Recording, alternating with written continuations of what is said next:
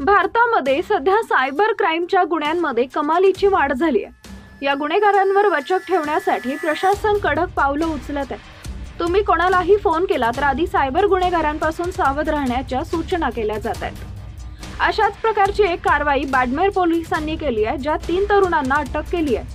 हे तिघं सोशल मीडियाच्या माध्यमातून लोकांना वेगवेगळी प्रलोभन दाखवून लुटायचे। संपूर्ण बातमी जाणून घेण्या अगोदर तुम्ही आपल्या चॅनलवर नवीन असाल तर चॅनलला सबस्क्राइब जरूर करा, जेणेकरून अशाच प्रकारच्या अपडेट्स तुमच्यापर्यंत पोहोचत राहतील। SP कुंदन कावरिया यांनी या संपूर्ण प्रकाराची माहिती दिली। दिवसभर 3 युवक भाड्याच्या घरात दार बंद करून असायचे।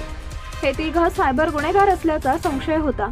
त्यांनी अनेकांना प्रलोभन देऊन फसवलंय। त्यानंतर पोलिसांनी स्पेशल टास्क फोर्स बनवून त्यांच्या खोलीमध्ये धाड टाकली। पोलिसांची धाड पडली तेव्हा 3ही आरोपी खोलीमध्ये होते। पोलिसांना त्यांच्याकडे एक रजिस्टर मिळालं, ज्यात त्यांनी सगळा हिशोब लिहून ठेवला होता। हे रजिस्टर उघडल्यानंतर हा खेळ कोट्यावधी रुपयांचा असल्याचं पोलिसांना समजलं। आरोपी भंवरलाल, लक्ष्मण कुमार आणि ऐदान राम यांनी सांगितलंय की ते सोशल मीडियाच्या माध्यमातून शिकार शोधायचे। ऑनलाईन गेम खेळण्याच्या बहाण्यानं लोकांना फसवलं जायचं।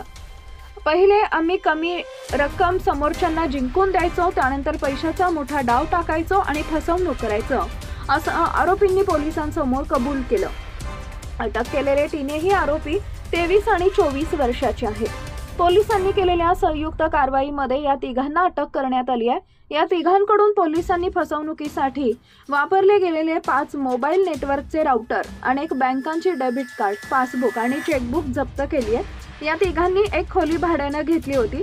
तिकडच बसून त्यांनी पूर्ण सेटअप बनवला होता, जिकडून त्यांनी अनेकांना शिकार बनवलं।